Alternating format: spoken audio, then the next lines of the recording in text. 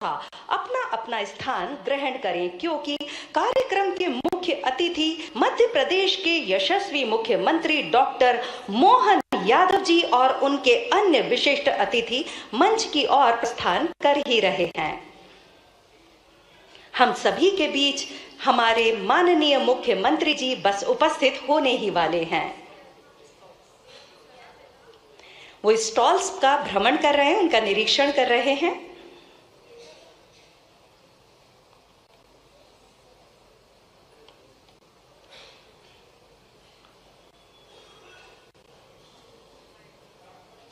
Real estate में लोग associate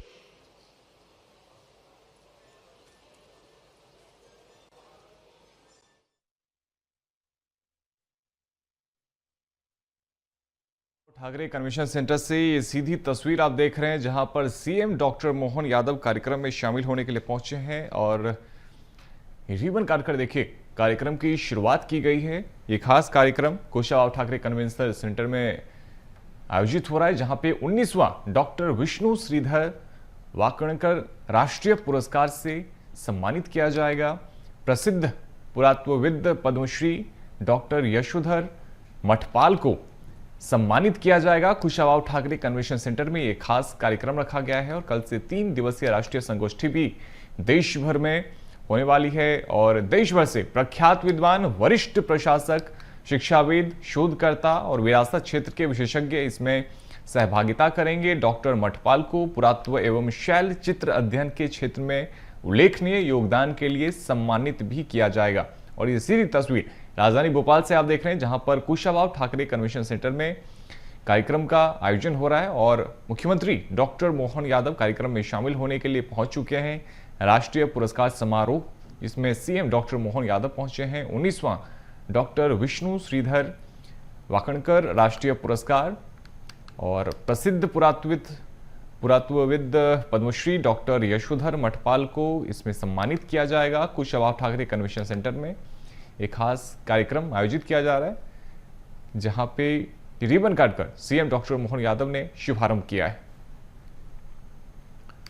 तो कल से 3 दिवसीय राष्ट्रीय संगोष्ठी भी देश भर में होने वाली है और देखिए देश भर से प्रख्यात विद्वान, वरिष्ठ प्रशासक, शिक्षाविद, शोधकर्ता और विरासत क्षेत्र के विशेषज्ञ इसमें सहभागिता करेंगे। डॉक्टर मठपाल को पुरातत्व एवं शैल चित्र अध्ययन के क्षेत्र में उल्लेखनीय योगदान के लिए सम्मान किया जाएगा।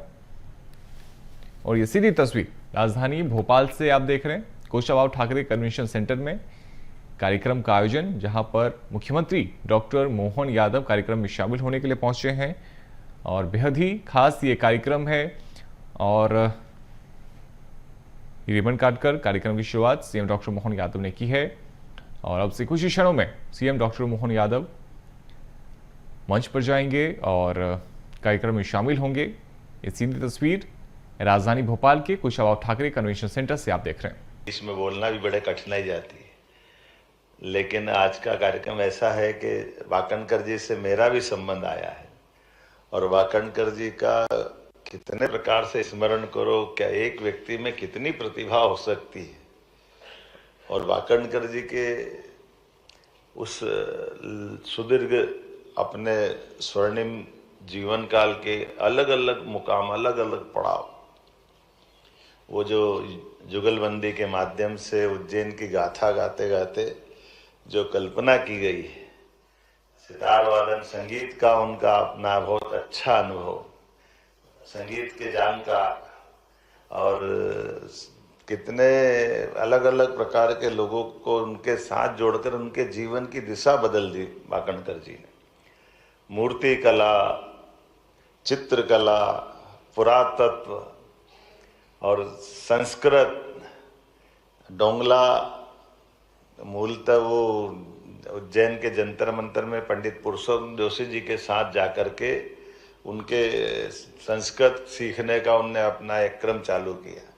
और पुरुषोत्तम जोशी जी ने एक काम बताया कि ये जो जंतर मंतर है अब यहाँ बना है भविष्य में, लेकिन अतीत के काल में ये अब यहाँ हो सकता है, पर वर्तमान के काल में अब ये पॉइंट यहाँ उज्जैन से खसक गया, आगे चला गया। और वाकणकर जी तो वो बात पुरुषोत्तम जी ने बताई, लेकिन इस बात को पकड़ करके फिर सालों तक 10-12 साल तक हजारों गांव वालों को निकाल करके वाकणकर जी ने वो स्थान के लिए जैसे आज जीपीएस बना है ताकि ये पॉइंट मालूम पड़ जाए। अब ये कल्पना ऐसी थी कि पृथ्वी मान लो एक बाल है, उस पर 2 धागे लगाओ, एक ऐसे और एक ऐसे, ये यामोत्तर रेखा हो गई और ये मध्यव्रत रेखा हो गई, दोनों का क्रॉस बिंदु जो है ये सेंटर पॉइंट है पृथ्वी का, और ये सेंटर पॉइंट आगे पीछे खसकता है। तो ये खसकते हुए उज्जैन से लगभग 30-35 किलोमीटर दूर चला गया है उत्तर की दिशा में। अब ये बोलना और बताना सरल है, लेकिन इसको सिद्ध करना बड़ा कठिन है। और 21 जून 22 दिसंबर को सबको गांव के अंदाज से काम करा रहे हैं, तो 1, 2, 3, 4 ऐसे नहीं, कम से कम 2500 गांव में लोगों को, हजारों लोगों को दिन में 12 बजे सब अपनी अपनी कागज पे लेकर के सूर्य कब अपनी कक्षा एक तरह से मध्य में ला रहा है, वो निशान बना बना करके लोग कागज पे, हजारों कागज इकट्ठे हो जाते थे और वो हजारों कागज लेकर के फिर अपने पास आते, फिर महीनों उसमें ढूंढते कि वो शुद्ध कहाँ है, शुद्ध कहाँ है। और ये एक दिन नहीं, साल में 2 बार में हजारों कागज निकालते निकालते अंततः वाकणकर जी ने इस बात को निकाला कि ये डोंगला नामक स्थान है जहाँ वर्तमान का ये शुद्ध समय का पॉइंट जो उज्जैन में था वो खसक के वहाँ पहुँचा है। अब ये अपने आप में ऐसी बात है। अब जनार्दन नेगी आज के समय में पुरातत्व के और खास करके इस पूरी चीज़ों के जानकार भी है, और वैसे वो उन्होंने कहा कि ये पॉइंट बगैर साइंस के कैसे खोज सकता कोई आदमी। तो ये उसी प्रकार से जैसे पुरातत्व की दृष्टि से हमारा भीमबेटका का असामान्य टीला देख करके वाकणकर जी जा तो रहे थे शायद होशंगाबाद नर्मदापुरम तरफ, और रास्ते में रेल से उतर गए कि नहीं मेरे को तो यहीं जाना है। और उस भीषण जंगल में, तब आज भी वो थोड़ा चुनौती का है, लेकिन उस दौर में आपने तो समय निकाला ही है कि इतने समय तक अपने जंगल के उस कठिनाइयों के बावजूद भी, लेकिन ये वाकणकर जी ही कर सकते। सच में उनके नाम पर आपको मडवाल जी ने बताया कि डॉक्टर साकल्य जी ने बताया कि ये वाकणकर जी ने पीएचडी करी है इस पे, तो वो चित्रों के ऊपर, और चित्रों के आधार पर आपको पीएचडी करने के लिए टॉपिक दे करके भेजा। तो ये, और इतने लंबे समय तक मैं वाकणकर जी का राजनीतिक दृष्टि से भी एक उनका विशेषता बताता हूँ। ये अलग अटपटी बात है, लेकिन ये बात भी सही है। वाकणकर जी का उज्जैन का अनुभव मेरा उनसे बहुत अलग अलग प्रकार का, विद्यार्थी परिषद में भी उन्होंने काम किया, संस्कृति खासकर वो कला संस्कृति को लेकर के तो पूरा जीवन है ही है। लेकिन नगर निगम में वार्ड उनका 44 जहाँ पार्षद लड़ाए थे प्रकाश चित्तौड़ा जी को, और चित्तौड़ा जी को चुनाव लड़ाया तो वाकणकर जी ने एक एक घर की गिनती की, एक एक घर में कितने वोट हैं और उसकी लिस्ट बनाओ, और उसमें अपनी पार्टी को कौन देगा और अपने खिलाफ कौन है, इसका हिसाब भी चुनाव के पहले बारीकी से लगा कर। और ये मेरे लिए भी बड़ा अच्छा अनुभव, जो मैंने बाद में मुझे साइंस कॉलेज में काम आया, तो बारीकी से रखते रखते जितने चुनाव में वोट जिस दिन डलेंगे उसके 2 दिन पहले हिसाब लगाया कि अपन इतने वोट से यहाँ जीतेंगे, जो यहाँ कोई हरा नहीं सकता अपना। तो ये वाकणकर जी का ये जो अपना आकलन है, पूर्वानुमान है कि अब मशीन में वोट डल जाए तो समझ में आए, गिनती हो जाए, लेकिन वोट डले ही नहीं, और एक वार्ड के अंदर का भी हिसाब कितना बारीकी से रख ले। और ये कला को कैसे समर्पित है कि सच में जो जुगलबंदी के माध्यम से बता रहा है कि आज पूरे मालवा के कई कई गाँवों में, मैं अगर कहीं से भी शुरू करता हूँ, हमारे यहाँ बोरेश्वर महादेव है दंगवाड़ा का, वहाँ गांव गांव में लोग वाकणकर जी आए थे, वैसा लगे सब पुरातत्व के प्रति उनने एक तरह से आंदोलन जागृत कर दिया।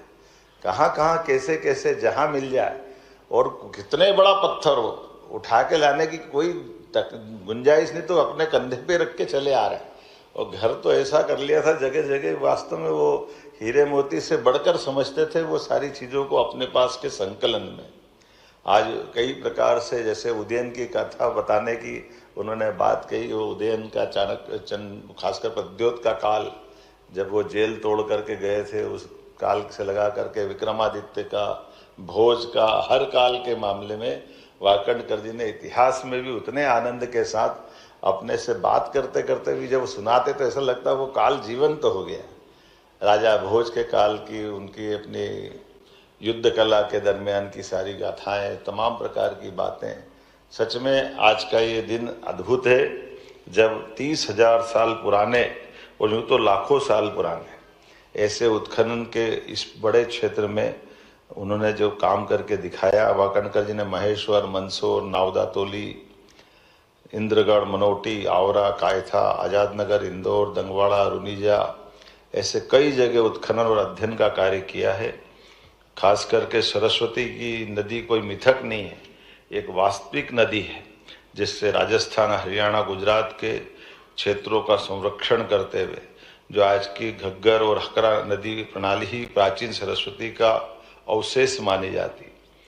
मैं मान के चलता हूँ कि उनके भारत, यूरोप, अमेरिका में 4,000 से अधिक शैल चित्रों की खोज और अध्ययन करके जिस ढंग से उनने काम किया, और वो दौर है कि जब एक तरह से वैचारिक रूप से भी वो छिपाते नहीं थे कि वो राष्ट्रीय स्वयंसेवक संघ के स्वयंसेवक है। और उस आपातकाल के दौर में इंदिरा गांधी जी ने उनको पद्मश्री अनाउंस किया। ये भी हमारे लिए उस दौर का, और दोनों दल कोई भी हो, लेकिन उनकी उस चुनौती के काल में भी, और वो घटना भी बड़ी जोरदार है। आज राष्ट्रीय स्वयंसेवक संघ का शताब्दी वर्ष चल रहा है। ये भी स्मरण करना पड़ेगा कि जब प्रकाश चंद्र सेठी जी ने आके बताया, वो उज्जैन के थे, मुख्यमंत्री थे, कि वाकणकर जी आपको पद्मश्री मिली है, आपको दिल्ली पद्मश्री लेके जाना है, आना है आपको। तो लेने जाने के लिए जैसे वाकणकर जी का स्वभाव था कि मैं तो अपने गणवेश में जाऊँगा, हाफ पैंट पहन करके, उनको देना हो तो दे, नहीं देना हो तो मत दे। सेठी जी उलझन में पड़े कि ये कौन सा संकट है। अब जिस संघ पे प्रतिबंध लगा दिया उसकी गणवेश पहन के आप पुरस्कार लेने जाओगे तो फिर वो देना कि नहीं देना। लेकिन वाकणकर जी ने कहा उनकी इच्छा हो तो दो, नहीं तो मत दो।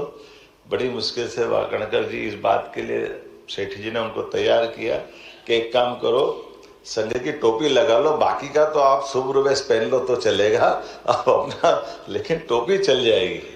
वाकणकर जी का वो आग्रह, और वाकणकर जी ने वाकई संघ की काली टोपी लगा करके पद्मश्री ली। ये भी उस दौर में जब आपातकाल में हजारों लोग जेल में बंद है संघ के कारण से, लेकिन वाकणकर जी अपने विचारों के लिए कैसे प्रतिबद्ध है। सच में उनकी जितनी बात करो उतना कम है। इसीलिए हमारी सरकार ने उनके सम्मान में जहाँ भीमबेटका है, ये रातापानी अभयारण्य डॉक्टर विष्णु श्रीधर वाकणकर के नाम पे करने का निर्णय किया है। हमें इस बात का आनंद है। हम इस तरह से उनके उस योगदान को स्मरण भी कर रहे हैं, और ये एक तरह से फॉरेस्ट के लिए भी उनका नाम गया। अभी जंगल वाले क्षेत्र में वाकणकर जी बचे थे, तो उनके कामों के आधार पर वो सब क्षेत्रों के साथ साथ वन विभाग में भी उनका काम का उल्लेख उनके नाम से जाना जाएगा। मैं मान के चलता हूँ, आज जब मैं यशोधर मठपाल जी की बात करता हूँ तो इनके शैल चित्रों की कला, योगदान वाकई अद्भुत है। आपने विशेषकर भीमबेटका, शैलाश्रय, उत्तराखंड के बारेछिन, केरल में गहन अध्ययन किया है। मध्य प्रदेश के पुरातत्व, कला, संस्कृति में भी आपने योगदान दिया है। आपके कार्य और शोध अपने लिए, हम सबके लिए एक अलग प्रकार का एक तरह से गौरव करने वाला भी है। मानव संग्रहालय में भी आपने काम किया है, और अपने बलबूते पर उत्तराखंड के अंदर भी एक बड़ा संग्रहालय स्थापित निजी स्तर पे किया। मैं आपका भी वंदन करता हूँ, अभिनंदन करता हूँ। सच में मध्य प्रदेश सरकार आपके माध्यम से गौरवान्वित होती है, इस नाते से कि जब हम आपसे इस तरह के इस पूरे आयोजन के साथ आपको सम्मानित कर रहे हैं, तो मैं माननीय प्रधानमंत्री जी को भी धन्यवाद देना चाहूँगा। जोरदार अभिनंदन माननीय प्रधानमंत्री नरेंद्र मोदी जी का। नरेंद्र मोदी जी के भी इतने प्रकार के काम है, इतने सारे तरीके से सोचते हैं, क्या क्या कैसे कैसे करते हैं, अपनी आंखों के सामने दिखाई देता है। चमत्कार के चमत्कार तो सरकार बनाने का ही है। कोई सोच नहीं सकता था कि अपने बलबूते पर अभी तक 30 साल से जो गठबंधन की सरकार बनती आई थी, 2014 में अपने बलबूते पर एक दल की सरकार पूर्ण बहुमत की बनाने का आज़ादी के बाद अपोजिशन का उनका रिकॉर्ड भी भारत के लोकतंत्र का बड़ा रिकॉर्ड है। ये हमारे लिए 2014 का, और जिसने एक बार सरकार बनाई दूसरी बार वो दौर ऐसा था कि टिकते ही नहीं थे। बड़ी मुश्किल से 24 दलों से सरकार अटल जी ने शुरुआत की थी, लेकिन उस मिथक के बाद मनमोहन सिंह जी ने भी यूपीए की सरकार बने, लेकिन मोदी जी ने न केवल 14 में बनाई बल्कि 14 तक बनते बनते 19 में उन्होंने पाकिस्तान को घर में घुस के मार करके हमारे देश के दुश्मनों से, आतंकवादियों से निपटने का तरीका भी भारत का कैसा होना चाहिए, ये नया दौर दिखाया। माननीय मोदी जी को धन्यवाद एक तरह से उस दौर के लिए। जब हम कला, संस्कृति, इतिहास, पुरातत्व ये सब की बात करेंगे तो ये कामों के साथ साथ एक पुरातत्व का भी बड़ा काम कर रहे हैं। वो बड़ा काम ये कि आज से 1000 साल पहले 11 जनवरी 1000 साल पहले जब महमूद गजनवी ने सोमनाथ के मंदिर पे अपने ढंग से हमारे आराध्य को, मंदिर को ध्वस्त करने का उस समय के इतिहास का एक कलंक लगा था और बड़ा खराब घटनाक्रम था। और तमाम प्रयास के बाद में भी हमारे लोग उस मंदिर को बचा नहीं पाए, बड़े पैमाने पे बलिदान हुए।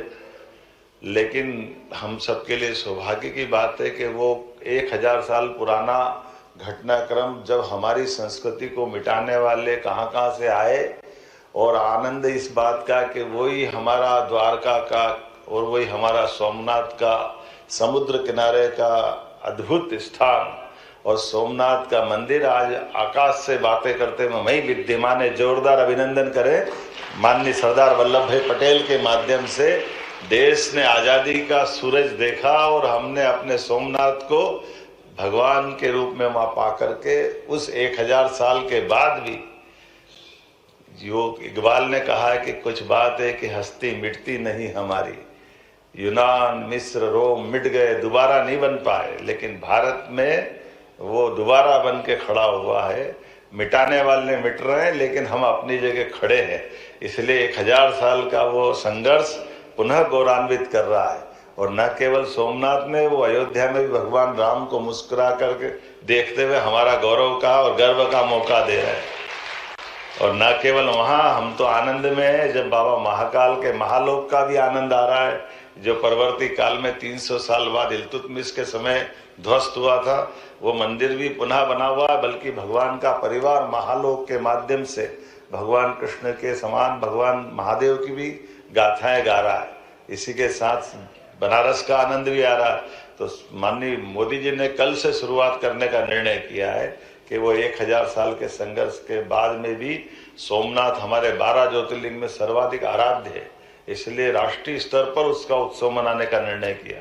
मुझे इस बात की प्रसन्नता कि उससे 2 दिन पहले हम अपने साथ यहाँ ये सम्मान वाकणकर जी के उस अप्रतिम योगदान के बलबूते पर ऐसे स्वनाम धन्य विद्वान को दे रहे हैं। और उसी अवसर पर मध्य प्रदेश कल्चर और धर्मस विभाग द्वारा हम उज्जैन में भी 14 तारीख से बड़ा पर्व महाकाल उत्सव का मना रहे हैं कि हाँ, हमारे लिए सोमनाथ, महाकाल भगवान के उस दौर के साथ साथ ये कला संस्कृति के भी बड़े बड़े प्रमाण हैं जिनके माध्यम से आस्था हमारी मजबूत होती है। तो मैं उम्मीद करता हूँ ऐसे सारे आयोजन में आज के इस अवसर पर पुनः आपका वंदन करता हूँ। 1-2 जानकारी छोटी छोटी दे करके, वाकणकर जी ने जो उज्जैन में यूनिवर्सिटी विक्रम में संग्रहालय चालू किया था, बाद में विक्रम कीर्ति मंदिर भी बना था, जो हमारे पंडित व्यास जी महाराज ने उस पे सूर्यनारायण व्यास जी ने बनवाया था। तो हमने वो संग्रहालय भी अच्छा करा दिया, विक्रम कीर्ति मंदिर भी अच्छा करा रहे हैं, और संग्रहालय को बिल्कुल आधुनिक यंत्रों के साथ उनकी सारी सहेजी हुई सामग्रियों को संरक्षित करते हुए। तो मठपाल जी से निवेदन करूंगा कि यहाँ के बाद उज्जैन भी वहाँ देखते जाना। हमने आपकी पूंजी को और बढ़ाने का ही काम किया, अच्छा करने का काम किया, उसमें किसी प्रकार से कोताही नहीं। आप को प्रसन्नता होगी आज के दौर में एक संग्रहालय और कितना अच्छा हो सकता है, वो सब करने का प्रयास कर रहे हैं। पुनः आपका वंदन, अभिनंदन, बहुत बहुत धन्यवाद। बहुत बहुत धन्यवाद। हमारे माननीय मुख्यमंत्री जी के आशीर्वचनों से हम सभी